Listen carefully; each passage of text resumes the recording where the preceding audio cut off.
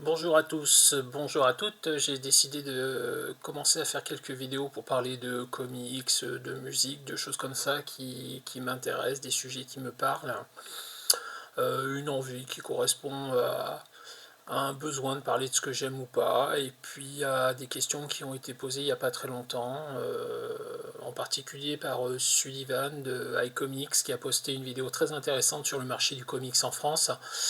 Et ça m'a motivé à me présenter, à parler de ce sujet-là avec vous et vous présenter ce que moi je pense de la situation et de mon envie de juste vous présenter mon point de vue et de voir ce qu'il apportera au débat ou pas, parce que pourquoi pas en fait. Voilà. Alors je vais me présenter rapidement en tant que lecteur de comics. J'ai bientôt la cinquantaine. J'ai commencé à lire activement des comics à partir de 1984. D'ailleurs le premier comics que j'ai lu, c'était un comics français qui s'appelait Speedy à l'époque. C'était le numéro 49 avec un épisode des X-Men. La première partie d'une histoire avec la chose des 4 Fantastiques et Flèche Noire des Inhumains, et la première partie d'un Essie qui s'appelait Essie Gwen Stacy n'était pas morte. J'y ai accroché, je suis resté dans ce monde-là pendant très très longtemps. Il y a eu des périodes où j'ai fait des pauses, il y a des périodes où j'ai pas pu en acheter parce que j'avais pas les moyens. Il y a aussi eu la découverte quand je suis rentré à la fac au début des années 90 du comics en VO. Et puis, pourquoi je pense qu'il est important que je donne mon point de vue, parce que ça fait quand même pas loin de 40 ans que je lis des comics français et en version originale, et que je pense que mon point de vue peut éventuellement apporter quelque chose au débat qui s'est ouvert à ce moment-là. Donc déjà, moi, la première chose dont je voudrais parler, c'est l'évolution du prix et l'accessibilité des comics en France. Là, à l'heure actuelle, si vous voulez acheter des comics, vous n'avez pas le choix, c'est les librairies. Il n'y a pas d'autre moyen d'accéder aux comics, puisque depuis 5 ans maintenant, les publications en kiosque n'existent plus, la presse n'existe plus, du moins du point de vue du comics, et c'est le premier problème qui se pose. À partir du moment où on rentre dans le monde de la librairie, tout de suite on rentre sur un produit de luxe. Je me suis amusé à faire une petite comparaison au niveau des prix. Qui vaut ce qui vaut, hein, c'est purement subjectif comme comparaison. Mais donc, comme moi je le disais, la première bande dessinée comics que j'ai acheté, c'est le Speedy 49. Il date de février 84. Le prix en couverture était de 7 francs, donc 1,07 €. Si on prend la conversion telle qu'elle se fait à 6 francs 55 et quelques pour 1 euro, c'était 1,07 € à l'époque. Je me suis amusé aussi à regarder un petit peu des choses qui étaient sorties à peu près à la même époque. Donc le même mois est sorti le premier RCM de Lug, qui était donc le Serval de Claremont et Miller, et qu'on pouvait acheter pour 18 francs. 18 francs, soit 2,74 €. Et c'était le même prix pour acheter quelques mois plus tard le grand top BD, les Nouveaux Mutants, qui sortait 5 ou 6 mois après, je crois c'est juin 84. Donc on était sur des comics à 1 euro, un peu plus d'un euro, un peu moins de 3 euros pour des versions dites luxueuses à l'époque, qui n'étaient pas à la portée de toutes les bourses, hein. Et puis je me suis amusé à faire la conversion en regardant quel était le prix du SMIC à l'époque et quel est le prix du SMIC aujourd'hui. Et on se rend compte qu'effectivement, en gros, grosso modo, hein, le SMIC a un peu plus de triplé depuis l'époque. Ce qui veut dire que si on était sur des prix constants, on devrait pouvoir trouver des comics dans les kiosques, en oubliant le fait que les kiosques n'existent plus vraiment, encore une fois, mais les kiosques devraient être à l'heure actuelle aux alentours de 3 fois le prix de l'époque, donc on devrait être on va dire, entre 3,50 € et 9 € suivant le produit proposé, la qualité du produit proposé, le format proposé. Sauf erreur de ma part, les derniers kiosques qui existaient, donc je vais mettre à part le Batman bimestriel qui a été revu en format 300 pages depuis quelques temps déjà, et qui était censé être vendu en kiosque et qui maintenant n'est plus disponible qu'en librairie. Enfin, si on avait encore des kiosques aujourd'hui, je pense qu'ils seraient aux alentours de 6-7 euros. Donc je pense qu'on resterait dans la marge des choses grosso modo acceptables. Le problème, c'est que le kiosque a disparu et que c'était le point d'entrée de beaucoup de gens. Beaucoup de lecteurs de mon âge ont découvert les comics par le kiosque, puisque pas grand monde n'a forcément accès à une librairie qui vend des comics en VO. Moi-même, il a fallu que j'attende une dizaine d'années après la découverte des comics pour découvrir les comics en VO et en avoir acheté. Ça, c'est la première chose. La deuxième chose, c'est que grosso modo, pendant très très très longtemps, le marché n'a présenté que du comics de super-héros. Et tant mieux, parce que moi c'est ce que j'aime, hein. Je vais être très honnête, je suis un lecteur de comics. Mais de comics de super-héros principalement. Moi, je lis pratiquement rien d'autre. Pendant très longtemps, j'ai lu le Wizard en anglais. J'ai même lu la version française de Wizard quand elle existait. J'ai vite arrêté parce qu'au final, je me rendais compte que c'était des articles qui étaient soit des repompés des articles américains, soit des articles qui ne m'intéressaient pas. Par contre, une approche différente que j'ai découverte, c'était l'approche de Comic Box, qui était un magazine qui me plaisait beaucoup, dont j'ai regretté la disparition, et que je suis très content d'avoir appris il y a peu que ça allait revenir. Par contre, à l'époque de Comic Box, l'avantage qu'on avait, c'était qu'à chaque numéro, on avait quelques pages de séries, alors de séries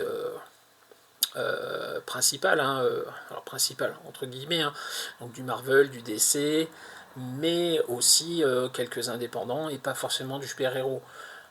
Moi, par exemple, j'ai découvert Walking Dead bien avant la sortie française dans Wizard, qui abordait la série dans un de ses articles et qui m'a présenté quelque chose qui m'a intéressé. Donc moi, j'ai lu Walking Dead en anglais avant de le lire en français.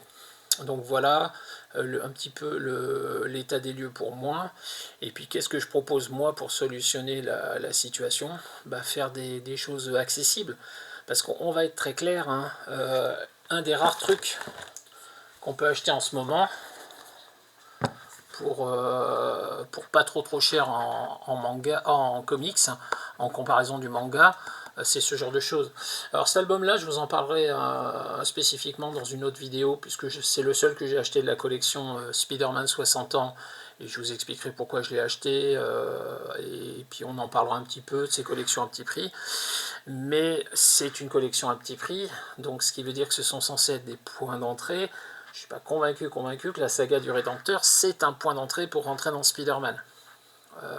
Là aussi, je me ferai une petite vidéo où je ne parlerai pas des premières lectures, parce que les premières lectures, il y a plein de gens qui ont fait des vidéos qui sont très très pertinentes sur le sujet, sur des premières lectures de comics, mais pas personne ou presque n'a parlé de qu'est-ce qu'on fait après. On a lu un comics, on aime bien le comics, et on a envie de se lancer, et comment on se lance et comment faire. Et là, moi, je vais faire une vidéo sur le sujet. Je pense qu'en termes de rythme, je vais proposer 3-4 vidéos d'un coup, que je tournerai en même temps, le même jour, pour aborder 3-4 sujets différents en même temps.